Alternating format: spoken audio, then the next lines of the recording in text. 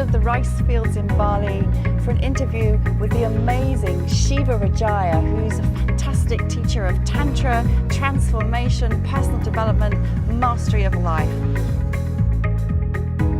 Welcome to Shiva's temple. Welcome back to Heart with me, Shakti Sundari. This morning I have the pleasure and the delight of being in this beautiful space with the most beautiful man, Shiva Rajaya. Rajaya. Rajaya. And it's great fun because I'm sitting in his swing and it's red and I'm red and he's red. And we're just going to explore being together and meeting in his space and see what emerges, I guess. Yeah. Yeah, it's fun to be here. Thank you for, I feel honored to have your visit here. Come and check my temple. Yeah. I'm super excited, actually, because we came to one of your, we came to a bit of your workshop the other day. Yes. And I've only seen a little bit of you on YouTube before that, so I don't know much about you, Shiva, but I've experienced you, and just walking into your temple here, I'm struck straight away by all the words around us. What are all these words? Well, if you look at the place, the house is an octagon, right? It's a crystal. It's like what we are in right now. Instead of being like a pyramid shape, it's a different form of crystal, but it's still a crystal. And the way the place was initiated is like creating a gate of transmission or a gate of activation. It means that the idea is when you come into this space, your life is being transformed by just being in this space, changed. And so the words are anchor points for very specific concepts or energies. You know, for instance, if we take clarita or magus, magus is for magic, right? We go, or we take the word like libertas, libertasa, yeah, unita. It's calling core vibrations or frequencies that we need in our system. And so when you write a word and you put it on your wall, it's like you are teaching your personal environment how to reflect that quality to you. Everything, every object in your life is going to reflect a certain vibration, a certain emotional commentary, or a certain emotional comment into your system and reflect that to you. And so we have the power to create environments which are very consciously designed. You know, if you live inside a crystal, it's like that reflects a certain degree of harmony that we want to bring into our lives. And so adding the words is adding this quality of awareness and identifying the core values that I want to function with and the core values that I want people to receive when they come into that space.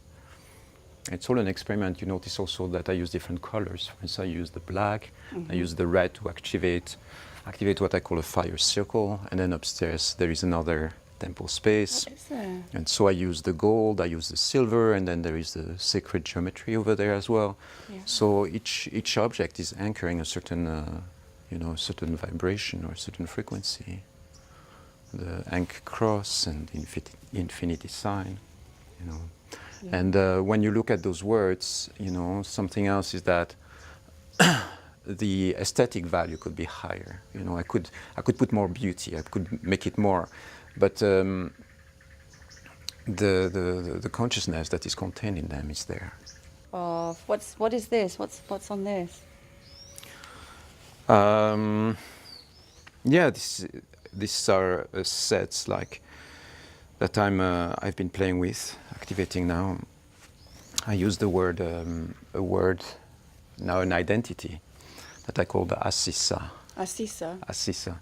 What does that mean? So you have Isis, you know, the ancient goddess of Egypt, and then you have Isisa, which is the actualized form, the way it came to me in the pyramids in Egypt. And then I went into the white desert and I kept reactivating that form. So that temple is a lot dedicated to this ancient goddess energy. Okay. And a couple of months back, the word Isisa started evolving towards Asisa. And I realized that Asisa became like a male version or my own identity within that field. Okay. So it's I'm still called Shiva, but I have different identities that I play with, like you are Shakti Sundari, right? And so So you're Shiva Rajaya. Rajaya is like the king. the victorious king. King. The victorious king. I use also the word victorious fire. So my system, I call it Rajaya Tantra. So it's the teaching of the victorious fire. Yeah. So fire is something that we played with in your workshop. Is fire the element that you feel most drawn to, or that you play with most in your work? Yeah. Basically, yes. I don't know why it came like that. I think it's because it's the element for Shiva. It's the fire that transforms, that changes, that destroys. And we are a bit afraid of the word destruction, but we don't have to. We can. The word destruction is actually a very powerful thing, because it's like if you own that, you own the renewal power, the transformation power in your system. Then it allows you to be in a state of clarity and freshness, and being reborn a little bit every day. That's the idea. Yeah. So fire is like it's one of the core qualities that you get here. Want to play? It's good. Yes, very inviting to playfulness. Yeah, I know. So, where can we go now? So these codes, you talk about codes and mantras quite a bit. What is the significance of these codes for you? Well, imagine that we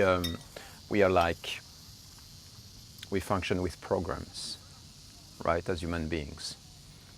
That our thought patterns, our belief systems, what we do in life is not just something that happened like that. It's actually codes that were imprinted in human consciousness by forces that are much vaster than ourselves. So, gods and goddesses, angelic hierarchies, we can look at this without going there. Imagine that it's just like forces that are much vaster than humankind, that traveling across the galaxy, that are actually evolved like 5 million years ahead of us. We can consider also human-like races, that populate the galaxy. So imagine that right now we are being watched by beings that are way, way more advanced than we are. We have the power to access transmission, telepathic transmission inside of us. Then suddenly you wake up one morning and you go like, oh.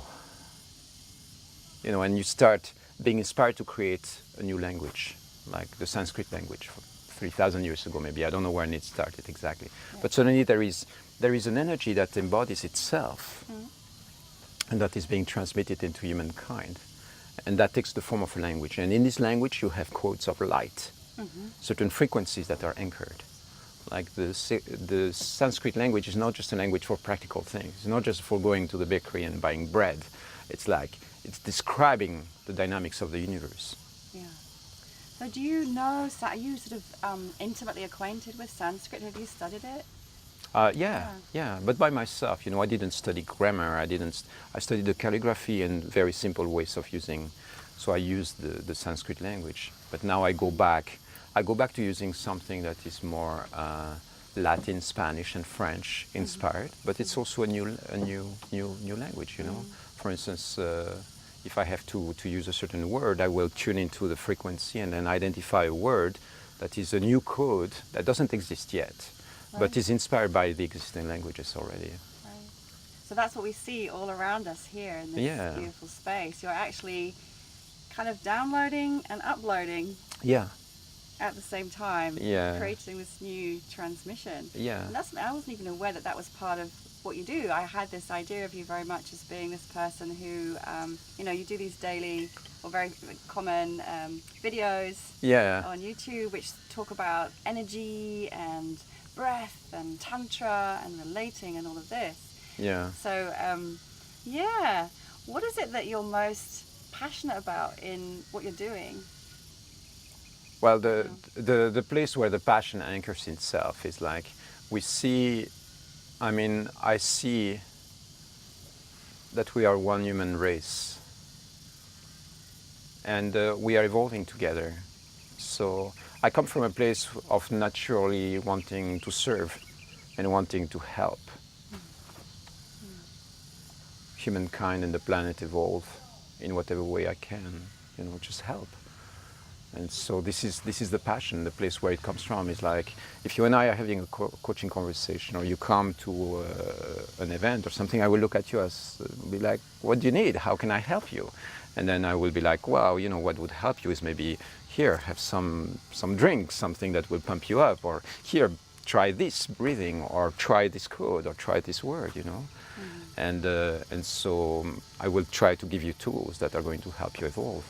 And the goal is like, first, it's energetic optimization of your system on different areas, on the area of sex and relationships and love life and social life, then the body, the mind, money, and spirit. So it's 5 branches. It's very specific, it's not just anything. So I will check where is the area where your being can get a boost. Yeah. And then I will look at that and then try to identify the empowering tactics that we can use to bring you in deeper alignment and frequency with your highest potential.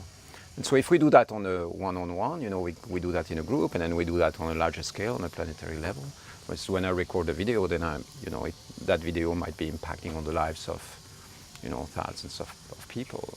Yeah. And so that's the idea. That's my passion. Is like to broadcast, to transmit, to help people around the world, and help us evolve. And all these amazing tools that you call upon in your coaching and in your workshops, what are the different strands of technique, tools that you work with? A lot of what I'm doing right now is inspired by Tantra and yoga. So, I have a source which is like the source of the Ganges in the Himalayas, very specific places where I go back to, where you have caves and you have places where you go in. Some of these caves are really like broadcasting stations. You sit there and you go, because people have been activating these places to become really points of anchoring and transmission. And so, I sit down there, I go through these valleys where you have invisible beings really helping the process and guiding the experience. And then you get the insights, and then you go like, okay, well, this is what I have to bring back into the world. So there is that, there is the Tantra, there is the ancient mysticism from Egypt, that I actualize today. But basically anything that, it's a mix of lots of different traditions. Like sometimes I will use some Sufi traditions, some Sufi techniques, sometimes it's going to be Christian mysticism inspired. But right now it's the vital Tantra system, you have something that I call the vital Tantra. So that's the system that I'm developing. But within that, the vital Tantra aims at optimizing the different parts of your life. Once you're optimized and you enter into service for the planet and humankind, then you go beyond the Tantra, you go beyond that, and that becomes direct transmission from codes, which then you are released into your own expression. And I use terms like galactivation, because I feel that where we are evolving to is like we are preparing ourselves for space travel. And space travel, I don't mean physical space travel. It means that our consciousness has the power right now to activate itself to the point where our center of reference for our consciousness becomes the galactic core. It's not even anymore our sun. It's like we have enough understanding right now to realize that there is a convergence of energy, that where the center of our universe is no longer our sun. It's like there is a higher point of power and energy which is developing itself in our consciousness, where we go like, wow, okay, There is a point there. And so I use terms like galactic grid, galactic hierarchy, galactic core, you know, and I feel like there was a very specific shift in my consciousness at one point where I feel like I went from being earth-based to being galactic-based. And since then my roots have been growing into into space. I know it can feel like a bit strange because, you know, we are breaking the traditional frames and you go like, oh, that guy is really losing it, you know, but it's like... really got it. Yeah, well, it's like, think about it and think about the fact that we're on this tiny little planet in the middle of this vast universe and we go like, there is no consciousness beyond there. We are the only point of reference for intelligence on this vast universe, you say. It doesn't even make rational sense. Why would we be the only ones, you know, existing there? So imagine that suddenly we open the space to the possibility that there is intelligent forms beyond the planet Earth.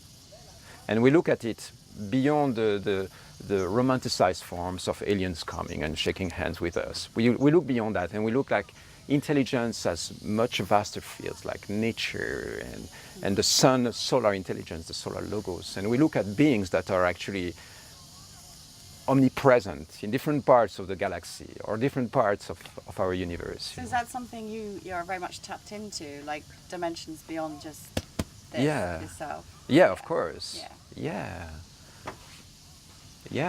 And imagine that in those beings you have thousands or millions of human-like races in the galaxy or beyond the galaxy. But let's look at the galaxy. And imagine that in those millions or thousands of human-like races, some of them are much more evolved than us, like 3 million years ahead of us. Imagine where we will be 3 million years from now. Maybe we would be able to telepath and transmute and transform and be in eternal bodies and be like, you know, traveling across the universe, just put, you know, it's like we would have developed abilities and technology that we cannot even dream of. Imagine in 100 years what we did. We went from not being able to fly to take a rocket to the moon and bring back human beings from there. And now we are communicating through telepathic objects, creating brain energy waves that allow us to be synchronizing with the rest of the planet instantly. And this is just in 100 years. So imagine that we speed up the process of evolution and we have been speeding up really big time over the last 100 years. Imagine like 500 years from now, what will our technology look like? It's crazy, right?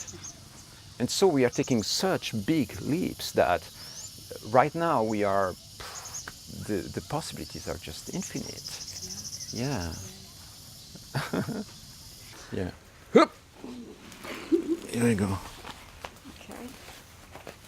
The bond's not in properly. That's it. Yeah. Yeah, it's nice to have a house where instead of looking at it from a practical perspective with table and chairs and couches, turn the space into a playhouse, you know, where you can really enjoy and have fun and create more activity in it. That's the whole idea. It's fun, right? It's great fun. What do you prefer, sitting on the couch or being on the swing? Like Being on the swing? Yeah, exactly.